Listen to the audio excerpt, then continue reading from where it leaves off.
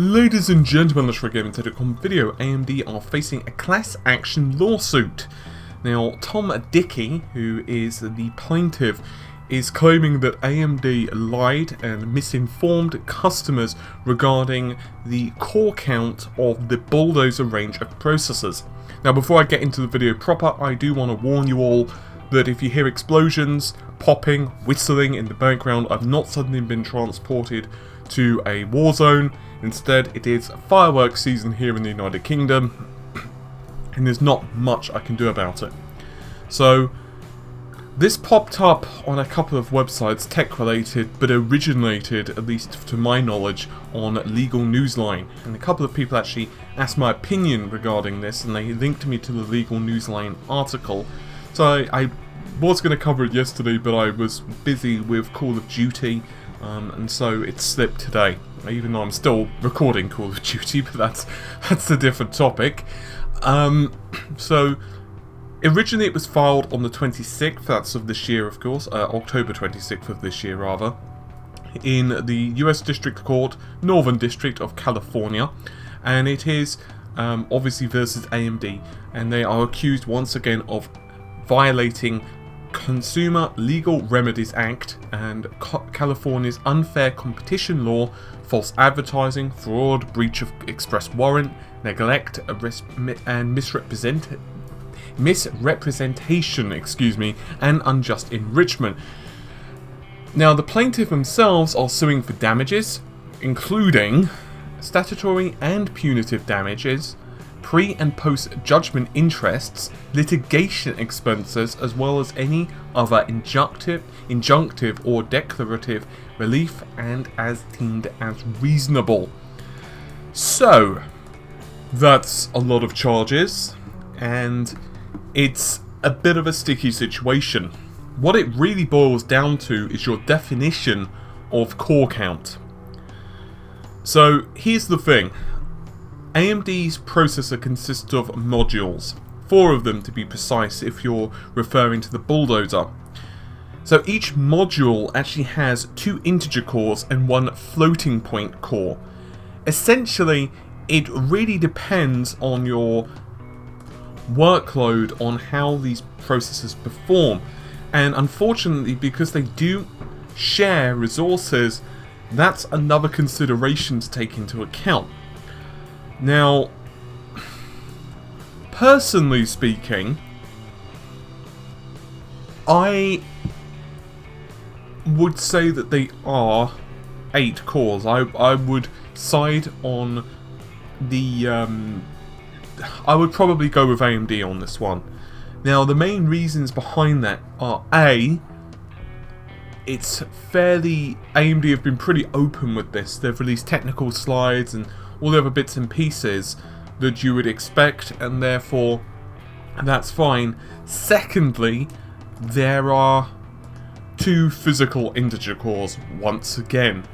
The sticky problem, however, is that in some workloads it is unarguable, it is fact that their processors just don't perform as well.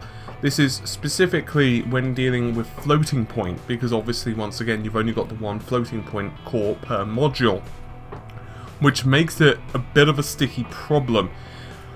I'm hoping that AMD do not settle out of court. What I'm hoping for is that they do go ahead and go through the legal process and they do win. The issue, and it is... To be fair to Tony Dickey, who is the person who is suing here, to be fair to him, this is not so much known to a layman. So yes, if you're, if you're knowledgeable in technology, that's fine.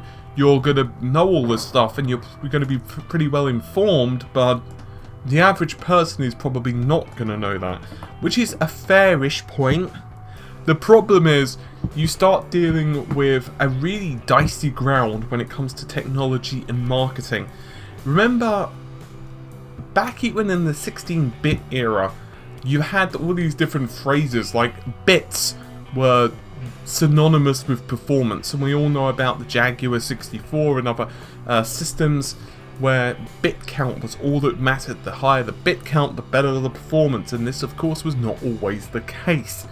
Everyone remembers the whole Nvidia situation, where of course the and we're referring, by the way, to the GTX 970 memory situation, where I believe it's 512 megabytes is running at a considerably lower amount of bandwidth than the rest of the RAM, as well as having fewer ROPs. In my opinion, however, that was actually I would say that that was worse. The reason I believe that the Nvidia situation was worse is because they actually released technical slides, even to review websites, that were basically falsely, they were just false. Like when you got a technical slide back then from Nvidia, when the 970 first came out, it would actually tell you the number of ROPs, which was false. So basically they sent out false marketing material, which AMD haven't done. Now, I do think that this is going to be a rather tempting situation for AMD to settle out of court, but I'm hoping they don't do that, and I'm hoping instead that they go through the full legal process. At the time of my recording this, there is no hearing date that has been announced, so obviously that's going to happen as and when. But let's face it, from AMD's perspective right now, it's not really a good thing, because we know that they're not exactly doing well with their old finances. So obviously the extra legal costs isn't particularly a great thing for them, and class action lawsuits can be a little bit expensive to say the least. But this even goes into Intel's range of processors as well. Like, for example, and I'm not going to specifically name processors here because you all know what they are, but Intel themselves have fairly confusing naming conventions. For example, it was commonly well known, that doesn't even make that much sense, but it was fairly well accepted that the i3s were dual cores with hyperthreading, the i5s were quad core with no hyperthreading, and finally the i7s were quad core with hyperthreading. However, over the last few years, this has become less and less of a fact, particularly when dealing with mobile based solutions. For example, laptops, when i5s now, for example, can be dual cores with, essentially you can get an i5 with hyperthreading and it's dual core, you've only got 2 processor cores with hyperthreading, and it gets really confusing for the average person. And I know quite a few people who have been really confused on this. They've said, hey, what do you think of this system to me? And I'm like, you do realise that that isn't a true quad-core processor when they're looking at, say, laptops. Laptops are the big one for this, by the way. You know, desktop users, typically, especially if they're building like a higher spec system, they'll go for, just for the sake of argument, 4690K or 6600K, something like that. You know, most people who are building a system themselves are going to go the overclocking route. However, laptop users, particularly if they're buying a cheaper one, they won't notice necessarily that it is just a dual core system. They'll just look at a couple of reviews maybe, and they do get caught out, particularly looking at the old price. You know, they'll look at the price of one system and they'll say, hey, it's roughly the same, it's got a nice hard drive. This system, a little bit more expensive, and the hard drives are roughly the same. Both are i5s, both are running at, let's say, roughly the same clock speed, both have roughly the same amount of RAM. You know, what do I think? Should I go for the cheaper one? And obviously that's when they realise that, hey, it is actually a dual core processor.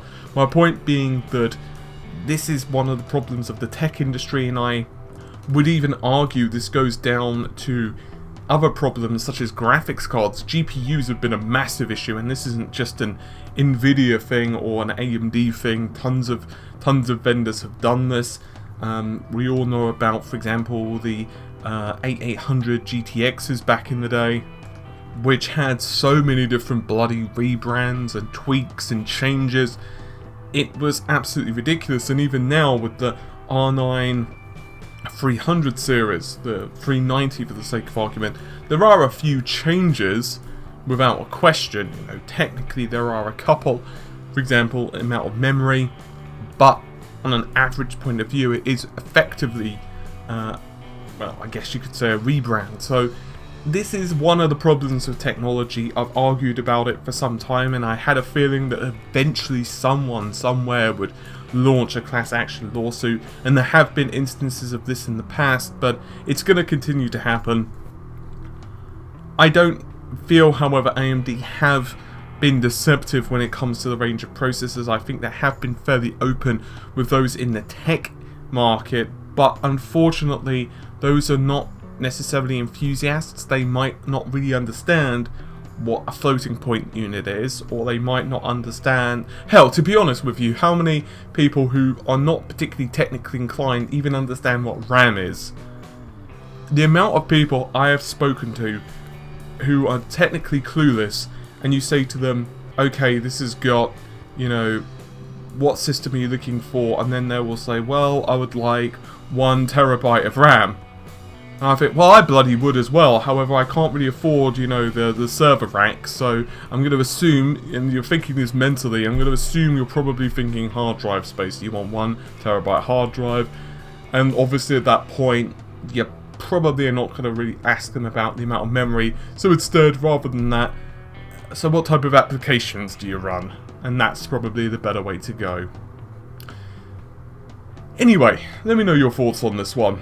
It's a bit of a tricky situation. I personally feel that if I was the judge presiding in this case, I would come down on AMD's side, but that's only because they've been so open in their marketing literature, at least, you know, to tech enthusiasts if nothing else. But with that said, hopefully you've enjoyed the video. I'll see you soon. Take care. Bye for now.